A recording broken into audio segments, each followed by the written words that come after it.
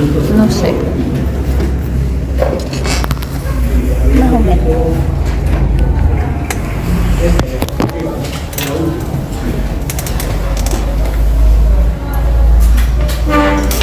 Bien, entonces eso quiere decir que eso de una H, como dijo el doctor, quiere decir que vamos a ver a una H entregando electrones.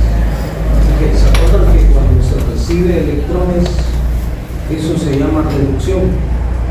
Entonces el que entrega electrones va a ser reductor. Bien, entonces vamos a ver al H primero, como introductor, y después vamos a ver al otro, al H2. Y vamos a ver todo lo que sucede con los electrones y lo que sucede cuando los electrones también van viajando por la cadena respiratoria. Entonces, primero vemos que la molécula de NADH, o sea, de una molécula de NADH, provienen dos electrones. Entonces eso es lo que va a donar cada molécula de NADH. Pero ustedes tienen que imaginarse que al mismo tiempo hay un montón de moléculas de NADH donando electrones a la cadena respiratoria. Bien, porque la cadena respiratoria está distribuida en toda la membrana interna de la mitocondria, hay un montón de cadena respiratoria, por decirlo así, en plural. Y hay un montón de NADH que van a estar llegando, ¿verdad?, al mismo tiempo, y si llegan unos primero, después llegan otros y así. Pero ahorita solo vamos a ver lo que pasa cuando, por una, pues, lo que pasa por una. Tienen que multiplicar todo eso por un montón. Todo lo que ven aquí, tienen que imaginarse lo que es un pero multiplicado, ampliado. Bien, entonces, ven que de una de NADH se van a donar, por decir así, se van a entregar dos electrones a la cadena respiratoria. Ahora vemos que esos electrones son transportados. Bueno, esto no lo entienden por diferencia de potencial, pero bueno, son transportados a lo largo del complejo 1 de la cadena respiratoria. Entonces quiere decir que cuando la molécula de NADH llega a la cadena respiratoria, le va a entregar dos electrones a la cadena respiratoria, pero ¿a quién se los va a entregar? Al complejo 1. Bien. Pero cuando eso ocurra, mejor dicho, cuando comienzan o están viajando los electrones por ese complejo 1, porque como es un complejo, ¿verdad?, entonces los electrones van a viajar por él. Entonces, cuando estén viajando por ese complejo 1, después de que NADH los entregó, va a suceder otra cosa, otro evento, otro fenómeno, que es lo que está acá entre paréntesis. Y es que 4 protones, y acuérdense que protones es lo mismo que iones de hidrógeno, entonces 4 iones de hidrógeno de la matriz mitocondrial van a pasar al espacio intermediario. Entonces los electrones van a ir viajando por el complejo 1, pero al mismo tiempo van a viajar iones de hidrógeno desde la matriz de la mitocondria hasta el espacio intermediario.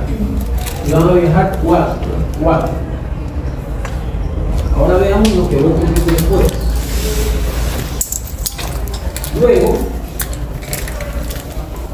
son transportados estos electrones al complejo 3. Entonces quiere decir que del 1 van a pasar al 3. Quiere decir que no van a pasar por el 2, no van a pasar por el complejo 2, sino que van a ir del 1 al 3. Ahora, ese transporte lo va a hacer la proteína. No sé si ayer alguien hizo una pregunta aquí, fue en otra sección, de que si la ubiquitina era la misma ubiquinona, no fue aquí, no fue aquí. Bueno, pero al investigar me di cuenta, porque yo no le pude contestar, que no sabía exactamente, pero ya me di cuenta que realmente la transporta los electrones del 1 al 3 es la ubiquinona. Que la ubiquitina es otra, que lo que hace otra cosa. Entonces es la ubiquinona. Yo creo que en la clase anterior, cuando les enseñé el dibujo, les dije que era la ubiquitina, pero entonces ya ahora saben que es la ubiquinona. Y que aunque se parecen los nombres, y de hecho en lo que leí dice que se suele confundir, y hay libros que la confunden, por eso yo también pensaba que era la ubiquitina, pero no, ¿verdad? Ya investigué y es la ubiquinona, son diferentes. Entonces la ubiquinona, la que va a transportar los electrones del complejo 1 al complejo 3. Bueno, pero cuando eso ocurra, cuando la ubiquinona lleve los electrones desde el complejo 1 al complejo 3, al mismo tiempo va a estar ocurriendo otra cosa, que es lo que está aquí entre paréntesis. 4 protones, o sea, iones hidrógeno, de la matriz mitocondrial van a pasar al espacio intermembrana. 4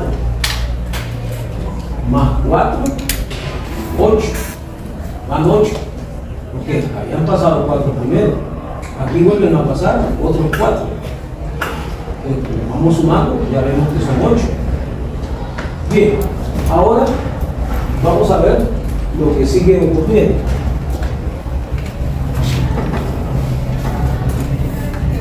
Y vemos que los electrones llegan al complejo 4. Entonces quiere decir que del complejo 3 van a pasar al 4. Ahora bien, ¿eso quién lo va a hacer? Aquí se los agrega. Quien va a hacer ese transporte es el citocromo C. El citocromo C es la proteína que transporta los electrones del 3 al 4. La ubiquinona es la proteína que transporta del 1 al 3. Y el citocromo C del 3 al 4. Continuamos. Luego son donados. ¿Quiénes son donados? Los electrones. Luego los electrones son donados al aceptor final. ¿Y cuál es el aceptor final? Es el oxígeno. Entonces, del complejo 4, los electrones van a pasar al oxígeno. Que ya habíamos dicho, ¿verdad? Cuando vimos la definición de lo que es la cadena respiratoria, vimos que los electrones iban a viajar por esa cadena, pero que iban a viajar en una sola dirección y que iban a viajar hacia el oxígeno. Entonces el oxígeno es el que lo va a recibir al final. Bien, pero eso es producido también por una proteína, pero que es una enzima, que es la que está acá, la citocromo oxidasa. Miren que termina en asa, entonces tiene nombre de enzima, es enzima, citocromo oxidasa. La citocromo oxidasa entonces no es tanto que va a transportar, sino que le va a quitar al complejo 4 los electrones y se los va a entregar al oxígeno, ¿verdad? Entonces le va a quitar al complejo 4 los electrones y se los va a pasar al oxígeno. Pero cuando la citocromo oxidasa haga eso, al mismo tiempo va a suceder esto otro que está aquí entre paréntesis. Se liberan 2 protones al espacio intermembrana. Aquí no dice, ¿verdad?, de dónde vienen, pero es igual que en el caso anterior. Siempre van a pasar de la matriz mitocondrial al espacio intermembrana. Como aquí son 2, y ya habían pasado 4 primero, 4 después, y ahora otros 2, ya vemos que son 10. Esa es la cantidad total de iones hidrógeno que van a pasar de la matriz al espacio intermembrana. Bien, entonces con eso vemos que así se empieza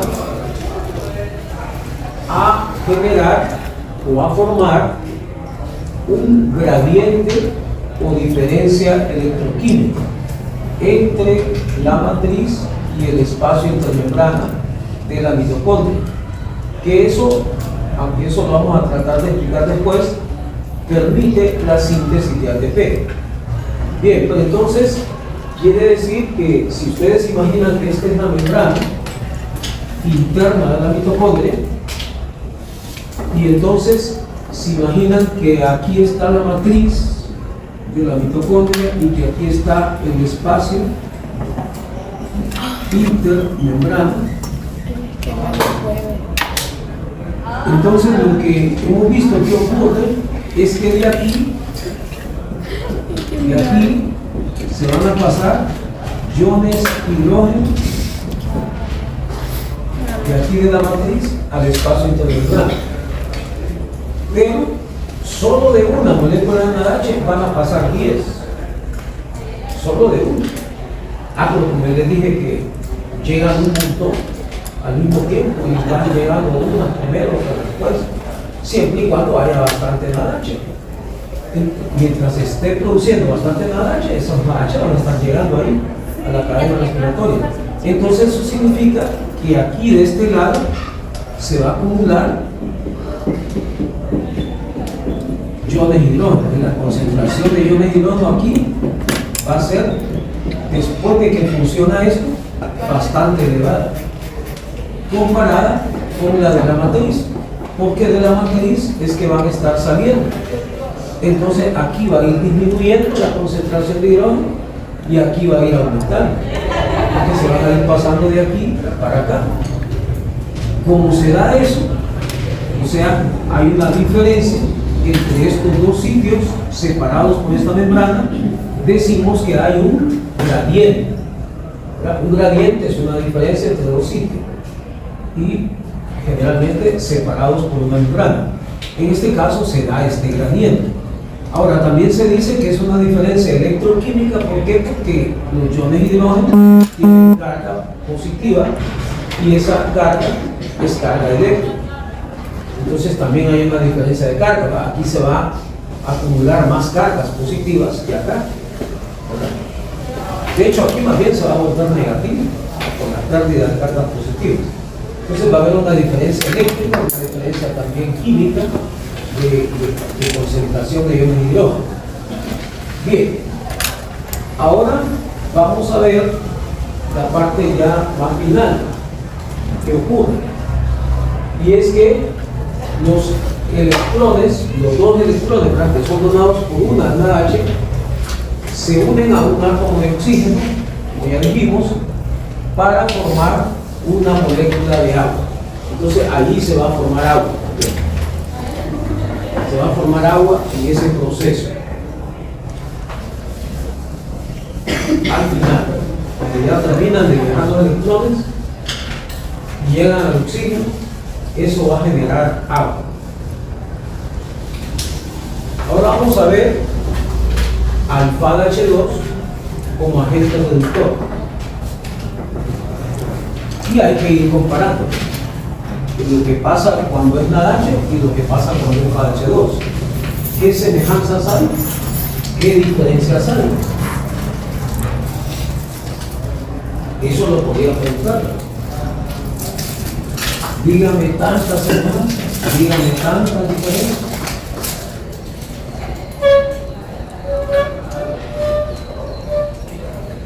De lo que pasa cuando el NADH actúa como agente reductor y de lo que pasa cuando el FADH2 actúa como agente reductor. Entonces, ahí voy a ir puntualizando algunas diferencias, algunas semejanzas. Y luego vamos a ver un cuadro, una tabla donde se muestran algunas de esas comparaciones. Entonces vemos que los electrones, pero ahora son los electrones donados por el PADH2.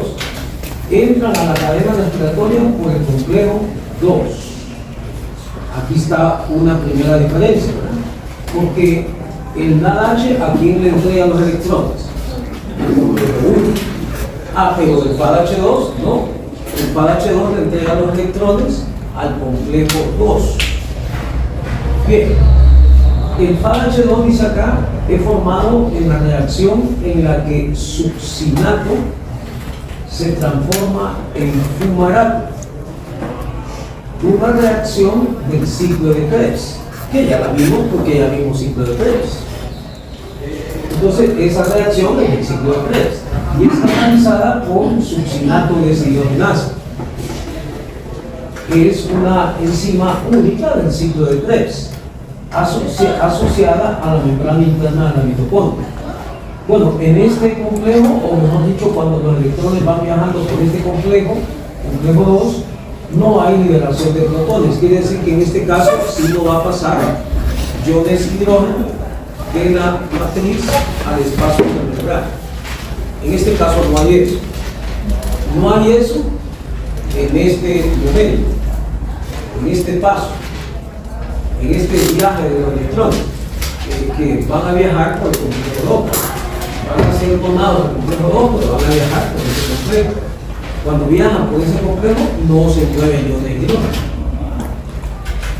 Es diferente a lo que ocurría cuando era NADH que lo donaba, que dona al complejo 1 y viajan los electrones por el complejo 1, se mueven iones de hidrógeno. 4 iones de hidrógeno se mueven de la matriz al espacio intermembral. Pero aquí no. Pero eso no ocurre ahorita al principio, pero ya van a ver que sí ocurre después. O sea, el movimiento de iones de hidrógeno. Bien, ahora seguimos.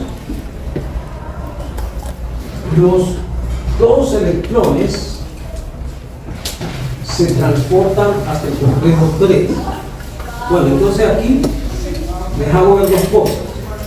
Una que aquí no se nos decía acá al principio, pero aquí sí ya nos dicen que son dos electrones. Entonces, ¿qué quiere decir?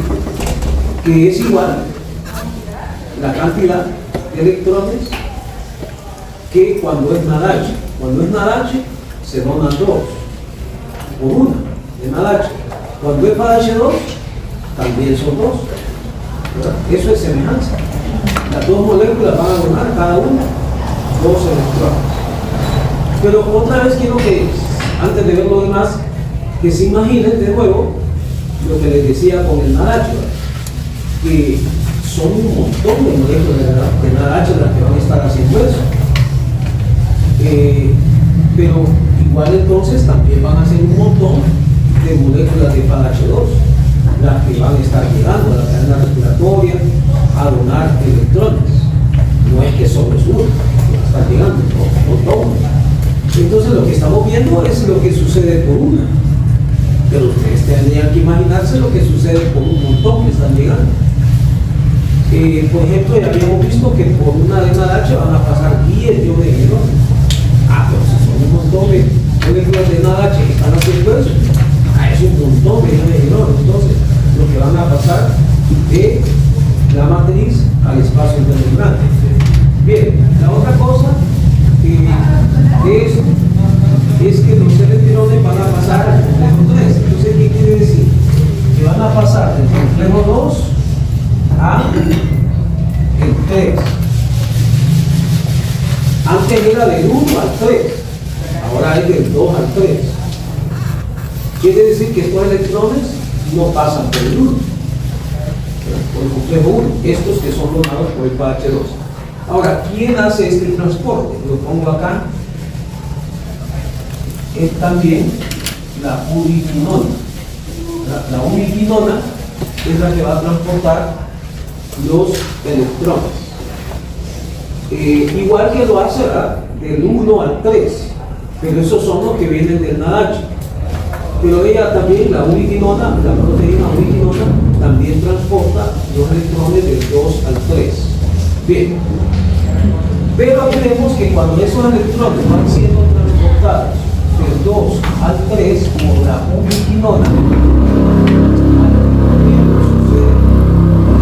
esto que ven entre paréntesis, liberación de 4 protones, o sea, iones de hidrógeno. ¿Liberación de dónde? ¿Hacia dónde?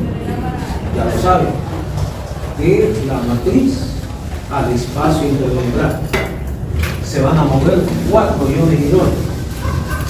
Bien, por una de cada formada, que ha donado un electrón. Ahora seguimos. Luego pasan, ¿quiénes pasan? Los electrones pasan al complejo 4. Entonces quiere decir que del 3 van a pasar al 4. ¿Quién hace eso? Carlos. ¿Quién va a hacer eso? Es que ya lo habíamos visto en el caso anterior. ¿Quién hacía eso? Entonces él mismo, la misma proteína. ¿Cómo se llama? El citocromo C. Citocromo C. Correcto, entonces lo vamos a poner acá en el camino. Citocromo C. El citocromo C es el que va a hacer eso. Va a llevar los electrones del complejo 3 al complejo 4, porque ya habíamos visto que eso hacía también cuando era la H que donaba los electrones, que en ese caso también pasaban electrones del 3 al 4. Entonces estos electrones que son donados por el H2 también van a hacer lo mismo, también van a pasar del 3 al 4 y siempre va a ser el citocromo C.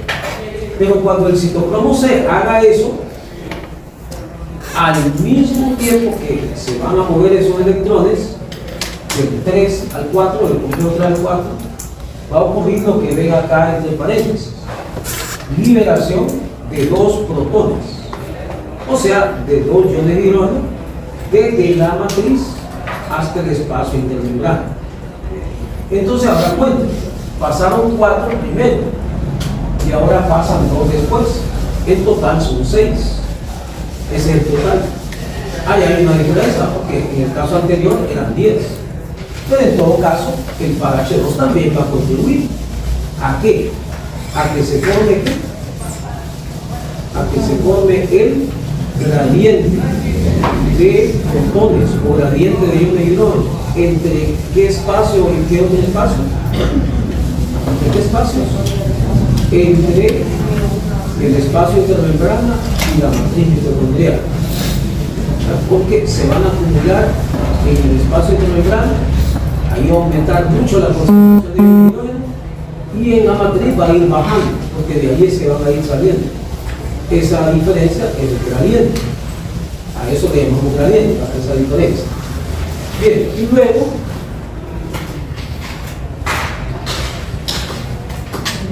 vemos que, igual que en el caso anterior, los electrones van a pasar al oxígeno para formar una molécula de agua. También se va a formar agua. Entonces, yo les había dicho, por ejemplo, que hicieran una lista de todas las reacciones químicas que fuéramos viendo en las cuales se produce agua. Pero ahora también es conveniente que vayan notando que también hay procesos en los cuales se forma agua. Por ejemplo, un proceso puede ser una vía metabólica, un proceso puede ser esto que acabamos de describir. Entonces, o sea, todo lo que pasa cuando el H2 dona los electrones a la cadena respiratoria, o lo que pasa cuando es el H que dona los electrones, y todo lo que sucede que al final termina produciendo agua. Entonces, podríamos, por ejemplo, decir procesos en los cuales se forma agua. Entonces, por ejemplo, ciclo de Krebs es un proceso, es una vía, es un montón de reacciones, son 8 reacciones, ¿verdad? Entonces, en ese proceso, que es el ciclo de Krebs, se forma agua. Al final, se forma agua. En este proceso, que es cuando el NADH, bueno, en el anterior, ¿verdad? Cuando el NADH dona electrones a la cadena respiratoria y los electrones viajan y llegan al oxígeno, cuando llegan al oxígeno se produce agua. Y cuando es el H2 que también dona electrones a la cadena respiratoria, los electrones después, al final del viaje, cuando ya son entregados al oxígeno, también eso va a producir agua. Entonces serían 3 procesos que ya conocen en los cuales se produce agua. Bien, ya no son reacciones, que son procesos. Y aquí tenemos la tabla que les había dicho, donde hay una comparación, como dice arriba, entre los eventos, algunos eventos que ocurren a partir de las dos moléculas reductoras diferentes, ¿verdad?, que son el NADH y el PADH2. Por supuesto que aparte de las semejanzas que vamos a ver acá, y una diferencia, ustedes pueden sacar más de lo que les dije antes. Más diferencias, más semejanzas. Pero aquí puntualizamos algunas. Entonces vemos acá los eventos y aquí las cantidades, ¿verdad?, en relación a cuando es una molécula de NADH la que entrega electrones a la cadena respiratoria, y acá los datos cuando es una molécula de PADH2 la que entrega los electrones. Entonces vemos que los electrones transportados hasta el oxígeno a partir de una molécula de NADH, como ya dijimos, son 2. Cada molécula va a donar 2 electrones. Y las de PADH2 también. Cada molécula dona 2 electrones. Eso es semejanza. Vamos a otro. Otra vez, la cantidad de protones, o sea, de iones de hidrógeno, que son liberados al espacio intermembrano desde la matriz mitocondrial. Ya vimos que a partir de NADH son 10, a partir de una, y a partir de una de PADH2 son 6. Ahí sí hay diferencia. Las moléculas de oxígeno consumidas, esto si no lo habíamos visto, son media molécula para cada caso. Media molécula de oxígeno es lo que sale, ¿verdad?, el cálculo de lo que se consume por cada molécula de PADH, por cada molécula de PADH2 que dona electrones a la cadena respiratoria. Entonces se puede decir que en realidad son 2 moléculas de NADH las que se van a necesitar, y también 2 de PADH2 para que se consuma una molécula de oxígeno, porque por una solo es la mitad, pero en la realidad no se va a consumir la mitad de una molécula de oxígeno. Lo que sucede es que por cada 2 se consume una de oxígeno, pero si la vemos por una, el cálculo sale de la mitad de una molécula de oxígeno, y el número de moléculas de agua que son producidas es 1 y 1 por cada molécula de NADH y PADH2. Cada una que llega a la cadena respiratoria a donar los electrones, se va a producir una molécula de agua. Ahora vamos a hablar acerca de la otra parte de este tema. Bueno, eran 3 partes, pero recuerden que la tercera parte no la vamos a ver. La segunda parte es la fosforilación oxidativa. La primera era la cadena respiratoria. Bien, entonces vemos que la fosforilación oxidativa es la fosforilación del ADP con fosfato inorgánico, con síntesis de ATP, acoplada a lo que vimos antes, a la cadena de transporte de electrones, que es lo mismo que la cadena respiratoria. Eso es lo que también se llama así, cadena de transporte de electrones. Para lograr la entrada del ADP y también la salida del ATP en la membrana interna mitocondrial, se necesita la colaboración de transportadores. Entonces, ¿se acuerdan que ya habíamos dicho, ¿verdad?, en la clase anterior, que la membrana interna de la mitocondria es impermeable para varias moléculas, y que entonces por eso, para que esas moléculas pasen, si es que tienen que pasar por esa membrana, tiene que haber un transporte especial, y dentro de los transportes especiales están moléculas transportadoras que están ahí en esa membrana y que pueden mover moléculas de un lado al otro. aunque las moléculas no son capaces ellas solas de atravesar esa membrana. Pero la proteína transportadora sí puede hacerlo, las agarra de un lado y las pasa para el otro lado. Pero dentro de esas moléculas que no pueden atravesar la membrana y que necesitan de un transportador que les ayude para pasar al otro lado, están precisamente el ADP y el ATP. El ADP y el ATP también no pueden atravesar la membrana interna de la mitocondria de manera directa. Entonces necesitan de transportadores. Bien, pero esos transportadores también hacen otras cosas, como vamos a ver. Entonces aquí tenemos que hay 3 transportadores que van a participar en lo que es la fosforilación oxidativa, que es lo que estamos viendo. Transportadores que están en la membrana interna de la mitocondria. Uno de ellos es la ATP sintetasa, que ya habíamos hablado antes de ella. ¿Qué habíamos dicho antes de la ATP sintetasa? ¿Alguien evidencia? ¿Se acuerda? ¿No se acuerda? Carla Cruz. ¿Qué vimos en la clase de ayer? ¿Vino tarde? Bien. Jordan Toledo. Tampoco. Valeria Manzano. Bueno, Lindsay González. No se acuerda tampoco. ¿Alguien que se acuerde? Vimos que era el complejo 5 comentarios. El complejo 5, ¿verdad?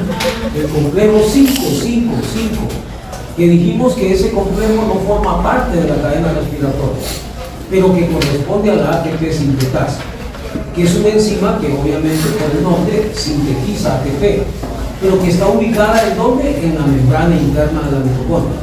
Todo eso habíamos visto de la ATP sintetasa. Bien, pero ahora la vemos que es una molécula transportadora. Ya vamos a ver más detallitos de ello. Ahora vemos que otro de los transportadores que también participa es la ATP translocasa. Y el tercero, porque entran 3, es el cipote hidrogenión fosfato inorgánico, o protón fosfato inorgánico, o H más PKPI. Cipote, ese es un cipote. Entonces ahora vamos a estudiar un poquito acerca de cada una de esas moléculas para ver qué es lo que hacen. Y claro, con la finalidad de ver qué participación tienen en esto que estamos estudiando ahorita, en la fosforilación oxidativa. De paso, solo les recuerdo que ya en varias oportunidades habíamos visto que habían 2 formas de síntesis de ATP. Y una de ellas es esta, ya la habíamos mencionado, la fosforilación oxidativa. Pero hasta ahora es que la estamos viendo. Antes solo la habíamos mencionado. Héctor Ávila, ¿cuál es la otra forma? Mira,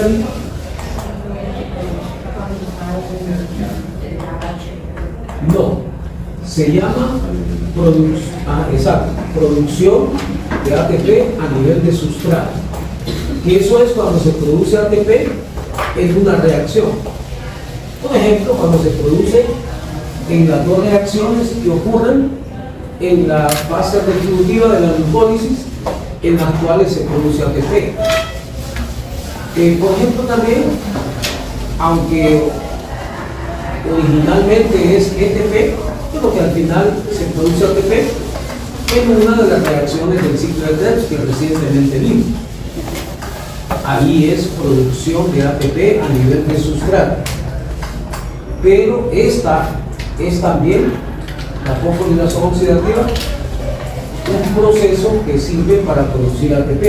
Pero esto ya es diferente. Es todo un proceso, ya no es una reacción, ¿verdad?, que sucede en alguna ruta, ¿no? Entonces esto ya es diferente a la producción a nivel de sustrato. Esto ya se llama fosforilación oxidativa. Bien, vamos a ver entonces un poquito acerca de cada uno de esos transportadores, comenzando con la ATP sintetasa. Bueno, la ATP sintetasa permite la entrada hacia la matriz de 2 protones. o sea, iones de hidrógeno. Y también lleva a cabo la síntesis de ATP, como el nombre lo dice, y que eso sí ya lo sabía. Bien, entonces aquí lo nuevo es que la ATP sintetasa no solamente sintetiza ATP, sino que también transporta. Por eso decimos que es transportadora. Transporta iones de hidrógeno hacia la matriz. ¿Desde dónde? Desde el espacio intermembrano. Quiere decir entonces que la ATP sintetasa va a hacer lo contrario a lo que hace la cadena respiratoria. ¿Qué vimos que pasaba cuando está funcionando la cadena respiratoria? Cuando están viajando los electrones por ella.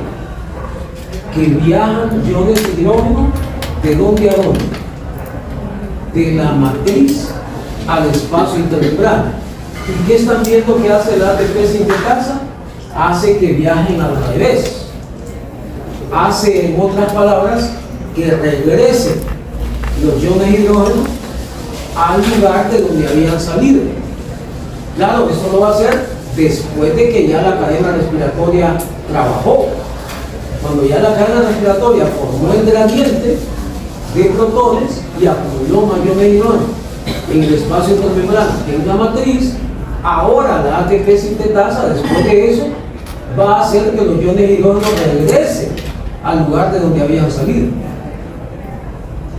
¿Qué va a hacer entonces la ATP sintetasa con el gradiente? Va a hacer que el gradiente disminuya o desaparezca. Bien, el gradiente lo produce la cadena respiratoria, pero la ATP sintetasa va a hacer que ese gradiente desaparezca, porque va a ser lo contrario. Entonces, otra cosa importante que visualicen, aunque ya lo dije, pero que lo visualicen así, es que entonces esta molécula, que es la ATP sintetasa, tiene como dos funciones. Por un lado, es un enzima, porque cataliza una reacción. ¿Cuál es? La reacción en la que el ADP se va a fosforilizar con fosfato inorgánico y se va a convertir en ATP. ¿Verdad? De ADP más PI se pasa a ATP. Eso es lo que hace la ATP sintetasa como enzima. Ella funciona como enzima. Pero ¿qué estamos diciendo también? Que funciona como transportador. Como transportador. ¿Y qué transporta? Iones de hidrógeno. ¿Y de dónde a dónde los transporta? De el espacio intermembrano de regreso a la matriz, porque de la matriz habían salido. Bien.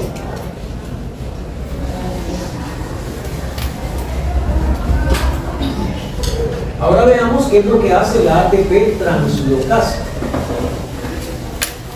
Esta es otra molécula transportadora, pero siempre está en la membrana interna de la mitocondria. Bien, esta transporta dos sustancias al mismo tiempo. Como transporta dos sustancias al mismo tiempo, es un cotransporte. Pero vean que las transporta en direcciones opuestas. Como transporta las moléculas en dirección opuesta, es un antiporte. Usando la terminología que habían aprendido en el tema de membrana biológica. Bien, entonces es un cotransporta, pero de tipo antiporte. Transporta dos moléculas al mismo tiempo, pero en direcciones contrarias. Bien, ahora veamos qué moléculas son las que transportan. Se encarga de sacar el ATP de la matriz mitocondrial y de introducir a la matriz mitocondrial el ADP. Entonces, el ATP sale de la matriz mitocondrial, claro que va a salir al espacio intermembrana y de ahí él va a atravesar la otra membrana, la externa, y ya va a salir al citosol. Pero el ADP va a ir al revés. El ADP más bien tiene que entrar a la mitocondria, porque se necesita ADP para formar ATP. Entonces tiene que venir del citosol, pasa por la membrana externa, se mete al espacio intermembrana pero después ya no puede seguir ella sola, la molécula de ADP. Entonces esta molécula es la que la va a meter. Entonces va a ser un intercambio, ATP para afuera, ¿qué va? Y luego el ADP es para adentro, ¿qué va? Okay. Bien. Ahora veamos el tercero, el simporte, protón, fosfato inorgánico, o H más PKPI, o hidrogenión, fosfato inorgánico. Bueno, este transportador, valga la redundancia, transporta dos sustancias también al mismo tiempo. Entonces, ¿qué quiere decir que es? Cotransporte, pero las transporta a las dos sustancias en la misma dirección. Por eso es simporte, y de hecho se llama simporte. Ese se llama simporte. ¿Y de dónde a dónde transporta las moléculas? Del espacio de membrana a la matriz. Ahora, ¿qué moléculas transporta? El nombre lo dice. Las sustancias que son transportadas por esta molécula son el fosfato inorgánico y los protones, sean los iones H+. El nombre lo dice, esas son las que transportan. Pero se mueven esas moléculas que el espacio intermembrana, como dice acá, a la matriz. Eso quiere decir que el simporte va a ser algo en común, va a ser una semejanza con la ATP sintetasa, porque la ATP sintetasa mueve iones de hidrógeno del espacio intermembrana a la matriz, y este también lo hace. También va a hacer que regrese iones de hidrógeno a la matriz, que fue de ahí de donde salieron cuando la cadena respiratoria trabaja. Pero hay algo importante, una diferencia con la ATP sintetasa. El simporte H+, PI no tiene capacidad de sintetizar ATP.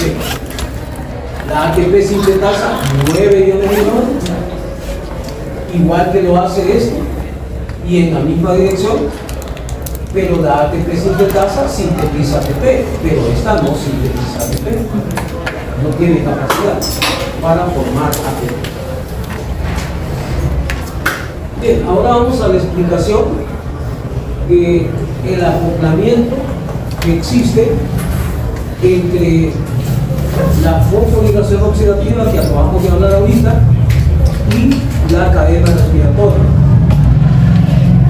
Y a la vez la explicación de cómo lo que hace la cadena respiratoria va a hacer que después se forme ATP en la fosforilación oxidativa.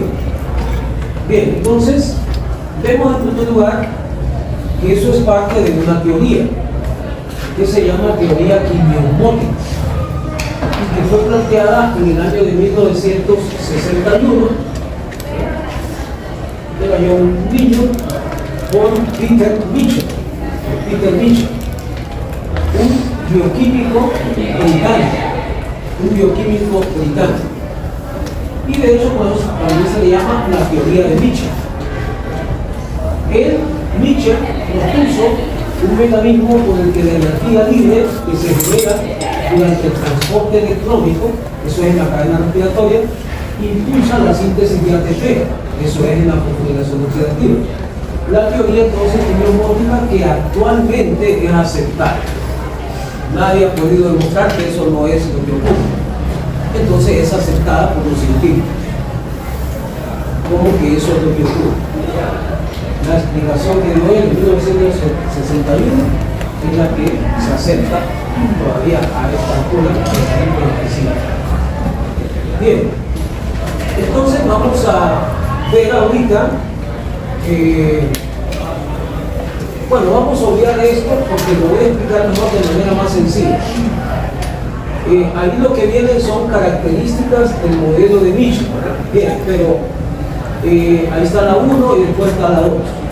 Y ahí está, solo me lo estoy explicando para que vean qué es lo que está ahí. explicado todo eso con las mismas palabras que usó Mitchell. Bueno, pero no lo vamos a ver así, para verlo más rápido y verlo más sencillo. Porque además, leyendo todo eso, todavía no lo van a entender. Y luego aquí dice, ¿verdad?, ya la conclusión de cómo es que se acoplan los dos procesos, ¿verdad?, la cadena respiratoria con la configuración oxidativa, y eso explica la formación de alcohol.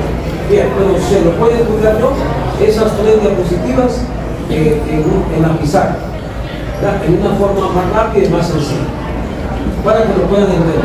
Yo para ello les voy a explicar algo que es como de física, ¿verdad?, sin meternos en mucho rollo de lo que es la física, pero lo siguiente: cuando tenemos un gradiente, ¿verdad?, por ejemplo, tenemos una membrana que nos separa dos compartimientos y tenemos, por ejemplo, más concentración de una molécula en uno que en otro, hay un gradiente. Bien, pero entonces, todo gradiente tiene energía. Aquí hay un gradiente, ¿verdad?, que va de aquí para acá, porque va de mayor a menor. El gradiente es mayor acá la concentración y aquí menor. Es un gradiente químico en ese caso. Bien, entonces todo gradiente almacena energía. Eso es algo de física, pero lo tienen que como que aceptar, que así es, porque en realidad así es. En todo gradiente hay energía. Todo gradiente tiene energía. Esa energía se le llama energía potencial. ¿Cómo se le puede llamar? Es la energía que tiene un gradiente, cualquier gradiente que sea. Pues bien, entonces quiere decir que en el gradiente de protones o de iones de hidrógeno que se forma por la cadena respiratoria, eso de que se acumulan más iones de hidrógeno en el espacio intermembrana que en la matriz, porque de la matriz se va pasando al espacio intermembrana, ese gradiente tiene energía almacenada. Entonces allá hay energía guardada en ese gradiente. Bien, entonces, ¿qué sucede, verdad? ¿Se acuerdan del gradiente, verdad? Era que había más H más acá, más H más aquí, más H más acá y aquí. Y aquí es la matriz y aquí es el espacio intermembrana. Bien, eso fue creado por la cadena respiratoria. Pero ahora viene la ATP sintetasa, aunque también el Synporte lo hace, pero la ATP sintetasa, vamos a ver más lo que hace la ATP sintetasa, hace que los iones de hidrógeno se muevan de aquí para acá. La cadena respiratoria hacía que se movieran de aquí para acá. Pero ahora, después de eso, que ya se formó el gradiente, la ATP sintetasa comienza a trabajar y hace que los iones de hidrógeno se muevan al revés. ¿Qué va a pasar con el gradiente? Va a disminuir o, podemos decir, va a desaparecer. Cuando ya suficientes hidrógenos hayan pasado para este lado y ya sea igual en los dos lados, o si es mayor acá, ya el gradiente desapareció, o en todo caso se puede dar vuelta. Pero cuando ya se logra igualar las dos concentraciones, ya el gradiente desapareció. Pues bien, ven entonces cómo la ATP sintetasa, que trabaja en la fosforilación oxidativa, hace que el gradiente desaparezca. El gradiente desaparece. Ahora, pero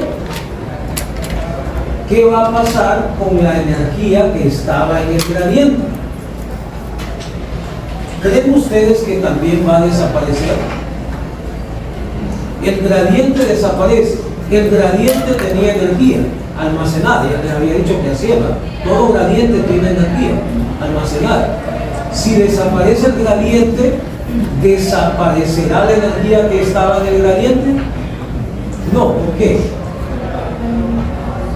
Exacto, la energía no se crea ni se destruye. Primera ley de la termodinámica. Esas leyes sí se cumplen, no son como las del Congreso. Entonces, el Congreso nuestro. Entonces, esa se tiene que cumplir. Entonces, esa energía no puede desaparecer. El gradiente desaparece, pero entonces, ¿qué va a pasar con esa energía? Se transforma en otra energía, porque la energía no se crea ni se destruye, pero sí se transforma en una energía en otra.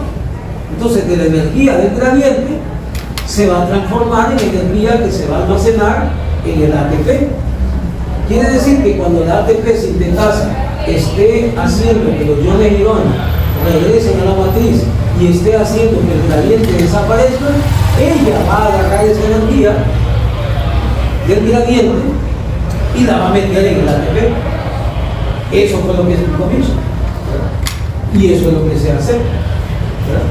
Y por eso entonces vemos que la fosforilación oxidativa, que es para formar ATP, funciona acoplado con la cadena respiratoria, porque la cadena respiratoria es la que va a formar el gradiente, y si no hay gradiente no hay energía para que se guarde en el ATP.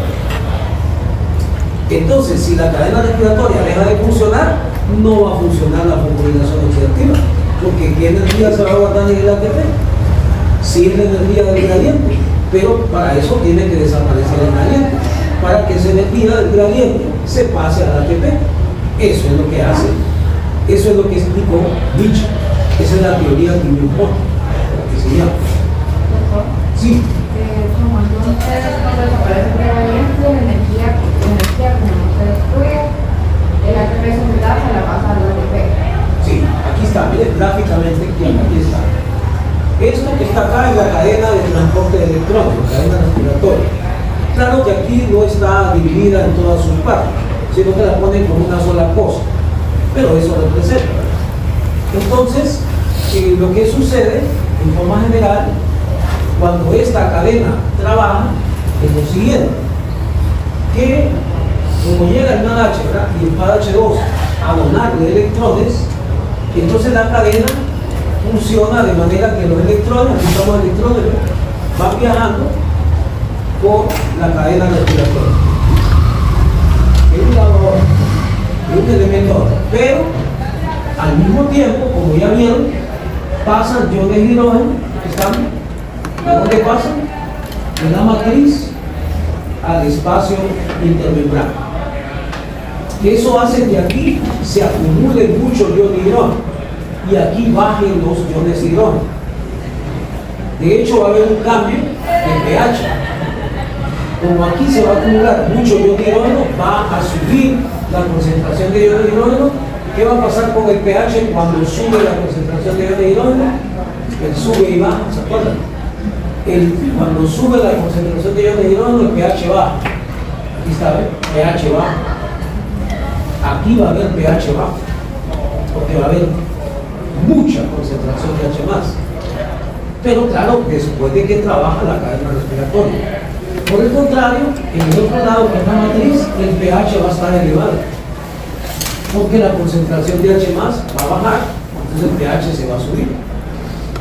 Además de eso, vemos que como los iones de hidrógeno tienen carga positiva y se van a estar pasando de aquí para acá, aquí se van a acumular bastantes cargas positivas y este lugar va a quedar cargado positivamente. Pero como esas cargas positivas se están perdiendo de este espacio, que es la matriz va a quedar al revés, cargada negativamente, con la pérdida de cargas positivas. Van a haber otras moléculas negativas ahí que van a prevalecer y se va a cargar negativamente el ambiente de la matriz. Todo eso cuando trabaja la cadena respiratoria, que funciona en la membrana interna de la mitocondria. Pero aquí es donde está también esta señora que está acá, los colores, la ATPasa, la ATP sintetasa. Y también vimos que era una molécula transportadora. Y es una molécula transportadora que se considera una bomba. Igual que la bomba de sodio y potasio. Esta de hecho es más compleja que la bomba de sodio y potasio. La ATP sintetasa es una bomba también, bomba que transporta iones y iones. Entonces veamos lo que hace la ATP sintetasa después de que trabajó la cadena respiratoria. Bueno, la ATP sintetasa hace lo contrario, porque la cadena respiratoria hace que los iones de hidrógeno viajen de la matriz al espacio intermembrana. Como ven, la ATP sintetasa, esta que está acá, hace que los iones de hidrógeno viajen al revés, que regresen a la matriz. Eso va a hacer que el gradiente vaya desapareciendo. Bien, entonces ella, como estaba explicando Carmen Abadía ahorita, ya me lo había explicado yo antes, ella, la ATP sintetasa, va a agarrar la energía del gradiente cuando el gradiente va desapareciendo, cuando el ion de hidrógeno va regresando a la matriz, y esa energía la va a meter en el ATP, porque ella también va a hacer lo siguiente: va a catalizar esta reacción química que ven acá, actuando como un enzima, ATP sintetasa. Entra ADP más fosfato inorgánico, y con el fosfato inorgánico el ADP se fosforila y se convierte en ATP. ADP, adenosin difosfato, son tiene de fosfatos, pero al pegarse de otro ya se convierte en adenosin trifosfato. Pero entonces la ATP sintetasa aprovecha la energía del gradiente, que ella misma va haciendo que vaya desapareciendo, y mete esa energía en el ATP cuando sintetiza el ATP. Cuando se fosforila con ADP, ahí mete ese enlace entre el fosfato y el otro fosfato del ADP, ahí va a meter la energía que estaba en el gradiente. Entonces ven cómo esto que estamos relatando acá, que ¿cómo se llama? Fosforilación oxidativa, que es una forma de formar ATP. Está acoplado esto con esto. Si esto no funciona, esto no funciona. Porque son dos cosas acopladas. Y aquí ven lo mismo, nada más que aquí sí aparece la cadena respiratoria con sus elementos, ¿verdad? Entonces ahí ven cómo en distintos pasos, ¿verdad?, los iones de hidrógeno van pasando de la matriz al espacio intermembrana en varios momentos, pero luego la ATP sintetasa hace que regrese, ¿verdad?, y sintetiza ATP y mete la energía del gradiente en el ATP.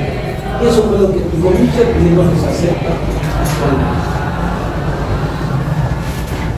Bien, vamos a enviar esta diapositiva. Recuerden que vamos saltando diapositiva 27, no la vamos a ver. Vamos a ver agentes que afectan la fosforilación oxidativa. Diapositiva 28, ahí seguimos. Agentes que afectan la fosforilación oxidativa. Eso quiere decir que la inhiben, la van a inhibir, y por lo tanto van a disminuir la síntesis de ATP.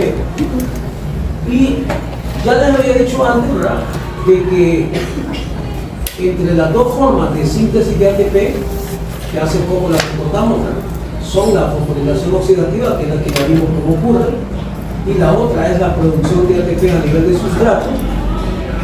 La fosforilación oxidativa es la que más produce ATP, mucho más que la otra, que la producción a nivel de sustrato. Entonces, cuando se inhiba esta fosforilación oxidativa, va a ser algo serio. No va a haber suficiente energía, no va a haber suficiente ATP, y eso es necesario para vivir, para la energía. Bien, entonces, vemos distintos agentes que afectan la fosforilación oxidativa. Tenemos unos agentes que son desacoplantes. ¿Qué es lo que van a hacer? Van a desacoplar la fosforilación oxidativa de la cadena respiratoria. Dije yo que estas dos funcionan, eso es normalmente, acopladas. Pero si hay un agente que las desacopla, que ya no van a funcionar acopladas, va a afectar la producción de ATP. Va a disminuir la fosforilación oxidativa. ¿Por porque la fosforilación oxidativa tiene que funcionar acoplada con la cadena respiratoria. Pero si hay una molécula que entra al organismo y desacopla las dos, ya no va a funcionar la fosforilación oxidativa.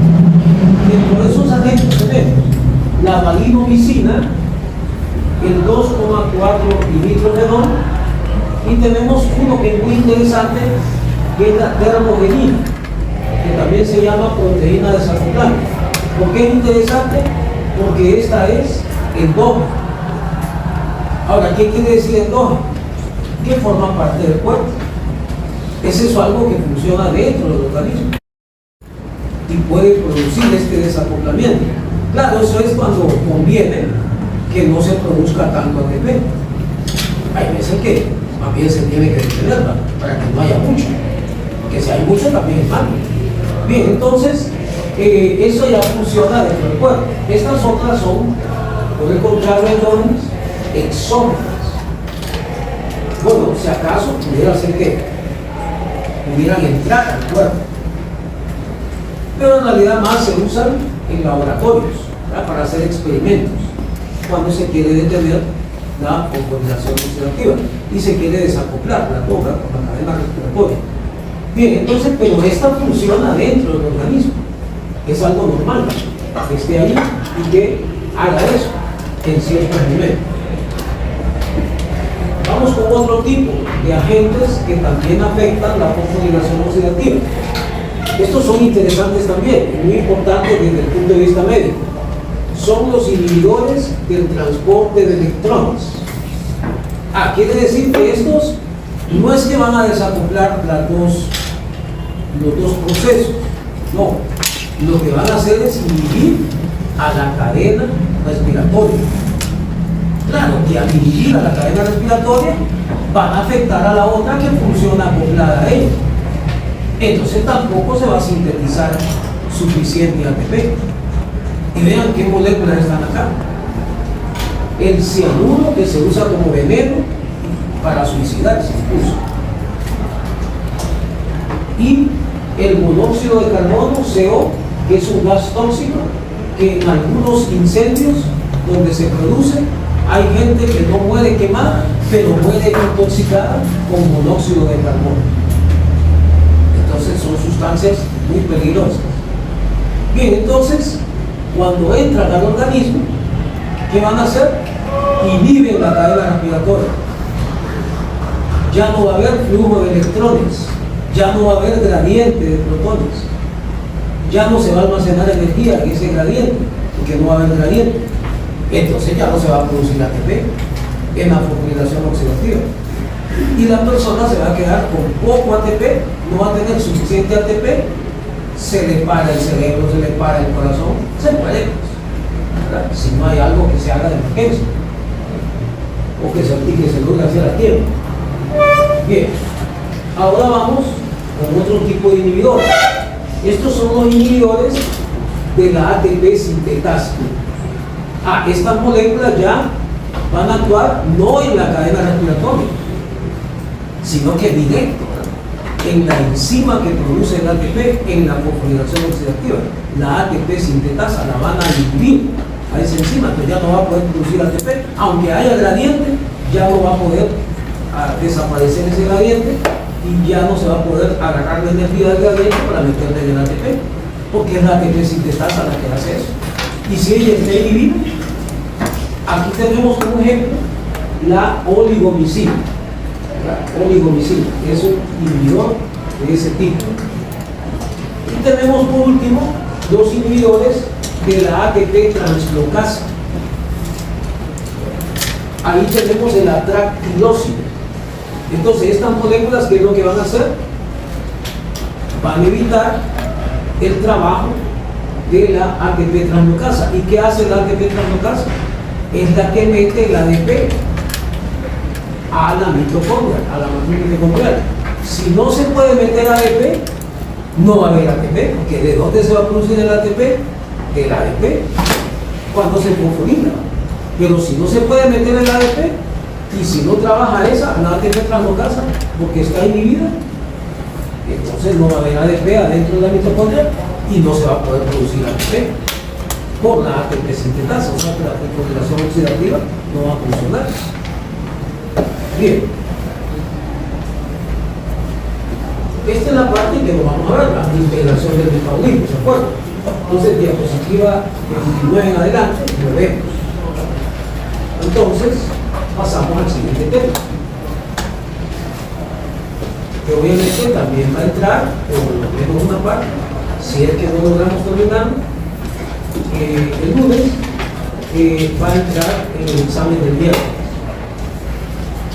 El tema que sigue ahorita, más los temas que ya hemos evaluado, es decir, de aminoácidos. En adelante.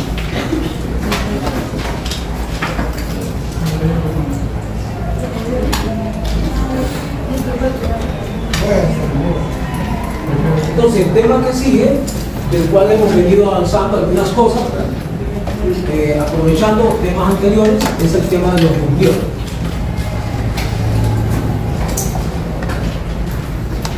Tenemos, ¿verdad?, los objetivos, algunos los vamos a cumplir, otros no, por razón de que vamos también a olvidar algunas cosas. Pero eso ahí en el camino lo vamos a ir viendo. Volvemos a la lectura de los objetivos. Describir la estructura de los nucleótidos, eso ya lo vimos, y de los nucleótidos. Esas son otras moléculas, pero que se parecen. La única diferencia, miren, es una letrita, una letra, T y S, son diferentes. Bien, pero tienen relación. Dos, enumerar las funciones generales de los nucleótidos, clasificar las bases nitrogenadas, explicar esto lo vamos a ver, la tautonización de las bases nitrogenadas, eso no lo vamos a ver. Explicar la nomenclatura de los nucleótidos.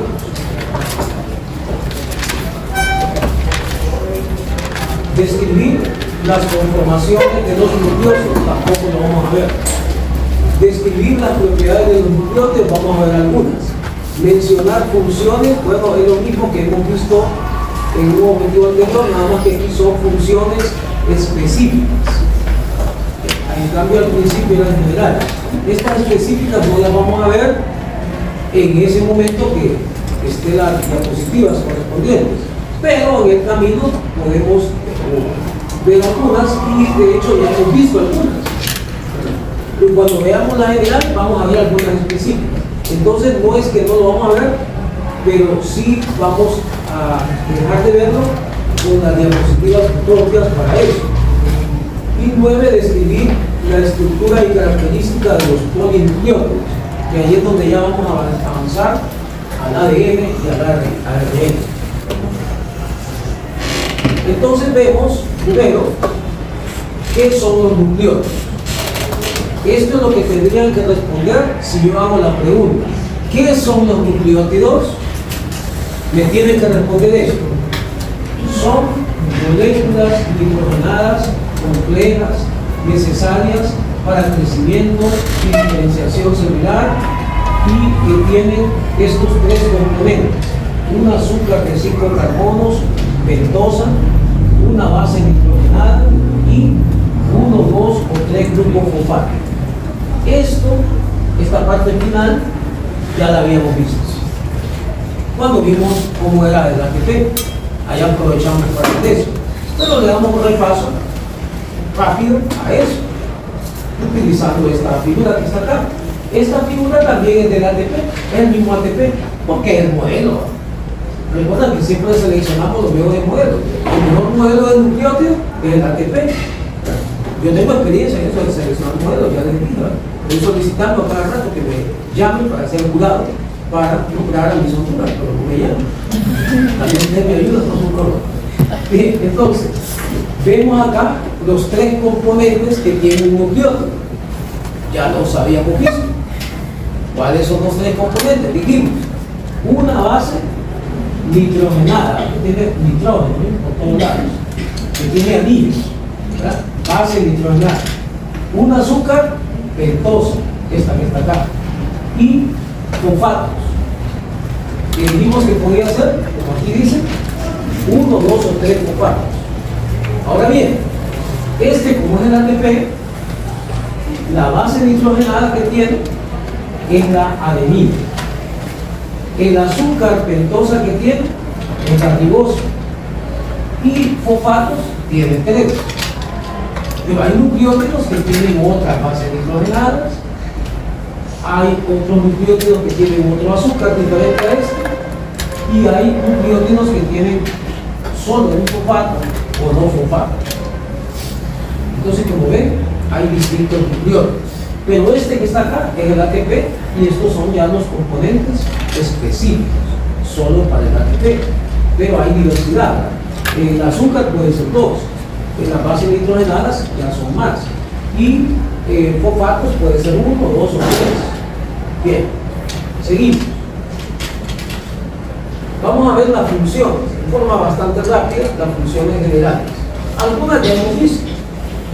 Tenemos que los nucleótidos son las unidades monoméricas o bloques de construcción, o hablando más catracho, los ladrillos, o más albañil, de los ácidos nucleicos. Que son los ladrillos que sirven para formar los ácidos nucleicos. ¿Cuáles son los ácidos nucleicos? ADN y ARN. ADN y ARN. Para eso sirven los nucleótidos. Eso ya lo habíamos visto antes. Desde el principio de la fundación de Lula, desde el principio del curso de bioquímica, lo vimos. La primera clase, el primer tema, ahí lo vimos. Bien, otra función. Forman parte de muchas coenzimas. ¿Qué son coenzimas? Moléculas necesarias para algunas enzimas. Para que algunas enzimas lleven a cabo una reacción química, se necesita de esas coenzimas. Nada más que son, en este caso, cofactores orgánicos, porque también hay cofactores inorgánicos que algunas enzimas necesitan. Pues hay nucleótidos que forman parte de coenzimas. También actúan como donadores de glucofosforido. Por ejemplo, tenemos el ATP. Aquí también aparece el GTP. El ATP ya lo habíamos visto. ¿Se acuerdan? Primera reacción de la glucólisis. Tercera reacción de la glucólisis. ¿Quién actúa como donador de fosfato? El ATP. El ATP es el que dona el fosfato para las fosforilaciones que hay en la primera y tercera reacción de la glucólisis. Ya lo habíamos visto. Es un nucleótido que está haciendo eso. Otra función, también ya lo vimos, donadores de azúcar. Ejemplo está el UDP y el GDP, pero el UDP ya lo hemos visto, donando azúcar. 3 veces lo vimos en la ruta de incorporación de la galactosa a la glucólisis, en la glucogénesis. En esos dos casos se forma el complejo que se llama UDPG, utidilfosfato de glucosa, y el UDP va a soltar la glucosa en la primera para que entre a la glucólisis. Claro que es la galactosa, pero ya convertida en glucosa. Y en la segunda para que la glucosa se pegue al glucógeno, forme parte del glucógeno. Y la tercera vez que la vimos fue hace poco, que es cuando el UDP glucuronato reacciona con la bilirruina.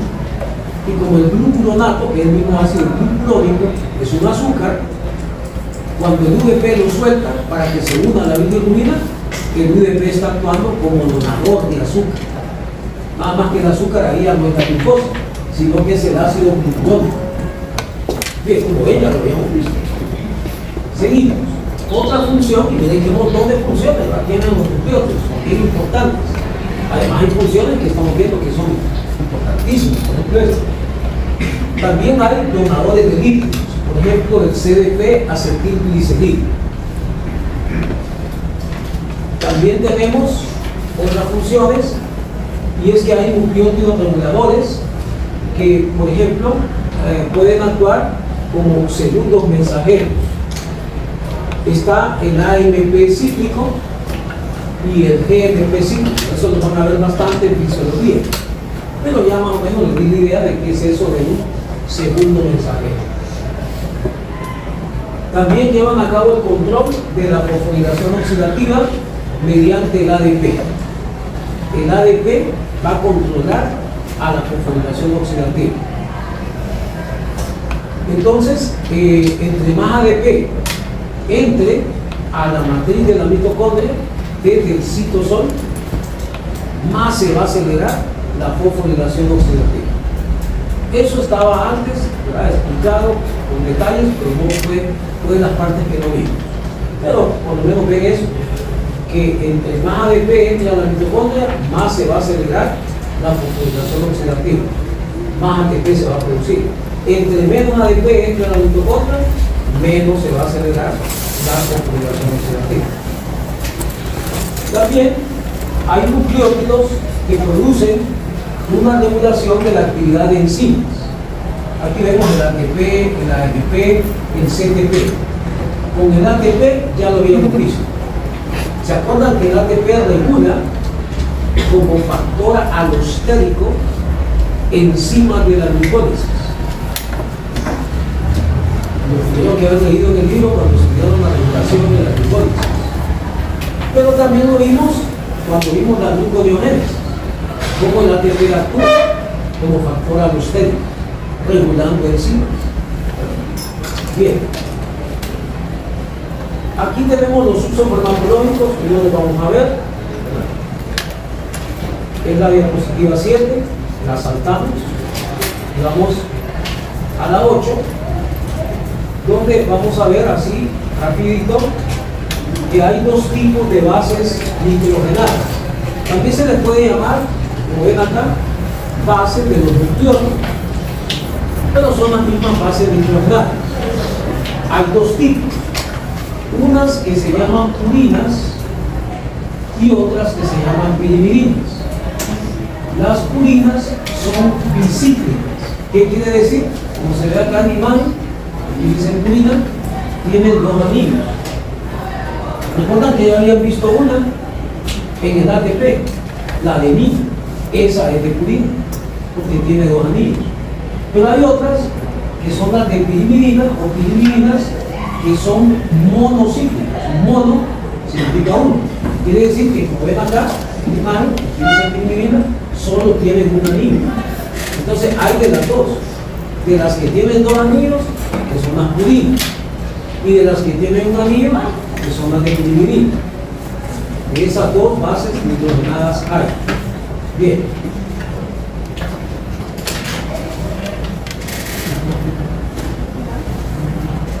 Ahora vamos a ver de dónde vienen los átomos de las bases de purina, que son las que tienen dos anillos. Y vean acá, lo voy a agrandar para que vean que hay varias moléculas que, por decir así,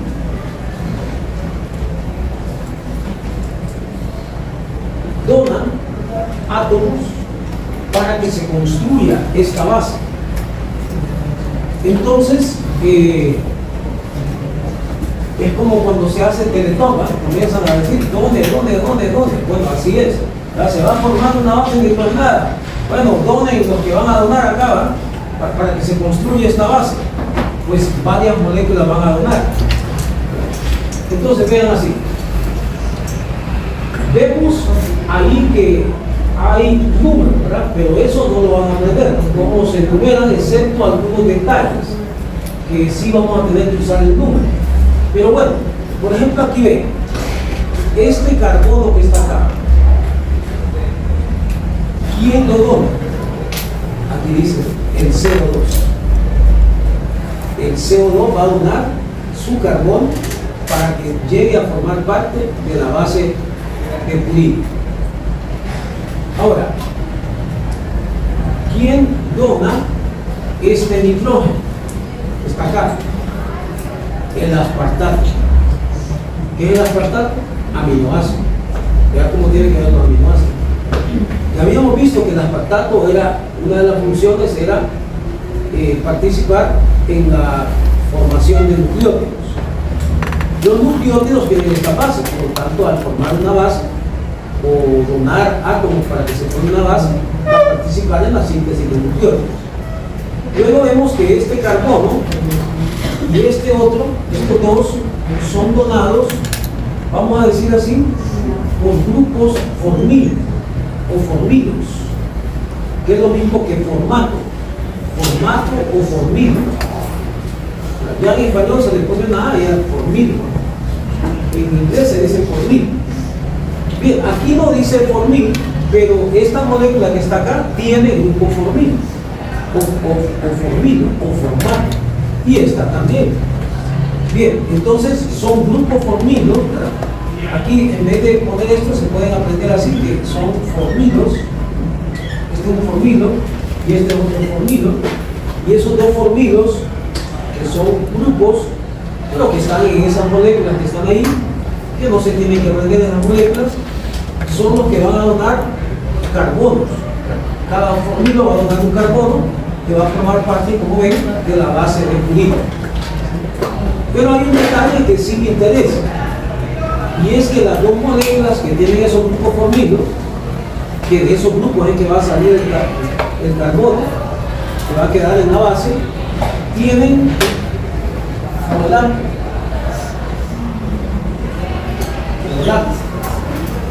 ¿Qué es folato? Ácido fólico. Nada más que el otro nombre, ácido fólico. El otro nombre, folato. Así como ácido láctico, lactato, ácido pirúvico, piruvato, ácido fólico, folato.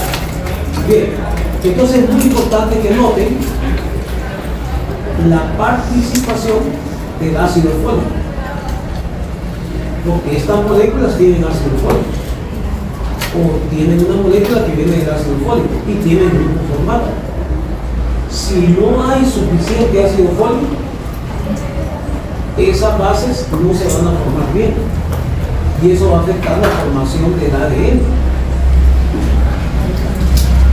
Por eso es que a las mujeres embarazadas, porque van a formar ADN del bebé, se les da ácido fólico, para que no vaya a fallar la formación de ADN del bebé. Bien, seguimos.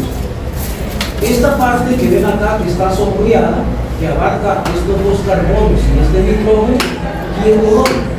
La glicina. Entonces quiere decir que la glicina es como que ya fuera de esos millonarios, que ya dona más que los demás. Dona 3 átomos, un nitrógeno y 2 carbonos son donados por la glicina. ¿Y qué es la glicina? Aminoácido. Y luego ven, estos dos nitrógenos, este y este, son donados por glutamina. Pero en realidad son dos glutaminas. Una glutamina dona este nitrógeno y otra glutamina dona este nitrógeno. ¿Pero qué es la glutamina? Aminoácido. Entonces vean cómo hay 3 aminoácidos que donan átomos para que se pueda formar una base nitrogenada de purina, que son el aspartato, la glicina y la glutamina. Y aparte de eso también donan el CO2 y los formatos o formilos. Esos son los donadores, ¿verdad?, de átomos para que se pueda formar esta base. ¿Cómo sucede todo eso? No lo vamos a ver porque es una de las partes que no vamos a ver, aunque sí lo van a ver un poco con una parte de las tareas que trabajan grupales. Una de las partes que vamos a obviar, que es el metabolismo de los nutrientes. Bien, es una parte incluso bastante complicada, entonces es bueno que no la vean por la parte del rendimiento. Estamos tratando de mejorarlo con eso de hacer la división del examen de los pares, pero en parte también con lo que estoy obviando, en parte por tiempo, pero en parte también para que no le complique tanto. Bien, el estudio. Ahora bien, así como vimos hace poco de dónde vienen los átomos que van a formar la base nitrogenada de purina, ahora vamos a ver de dónde vienen los de pirimidina. Solo vemos eso y se va. Entonces ven ahí en la imagen una base de pirimidina. Recuerden que las de purina son las que tienen 2 anillos y las de pirimidina son 1, y solo hay 1. Entonces, aquí ven que hay todos estos carbonos trepa y este nitrógeno, todo eso que está de color negro es donado por el aspartato. Este nitrógeno es donado por la glutamina y este carbono es donado por el CO2. Esos son los que donan, ¿verdad? El CO2 dona un carbono, la glutamina dona un nitrógeno y el aspartato dona todo lo demás. 3 carbonos y un nitrógeno. ¿Qué nota? Que aquí no participa la glicina ni tampoco participan los formatos. Esas diferencias hay que saberlas. ¿Quién dona para cada base y quién no dona? ¿Cuáles son las diferencias? ¿Cuáles son las semejanzas? Pero ven que participan 2 aminoácidos. En el caso anterior eran 3, porque aquí no participa la glicina. Aquí ven que siempre participa el CO2, participan los 2, pero ven que aquí no participan los formatos. Bien, seguimos entonces.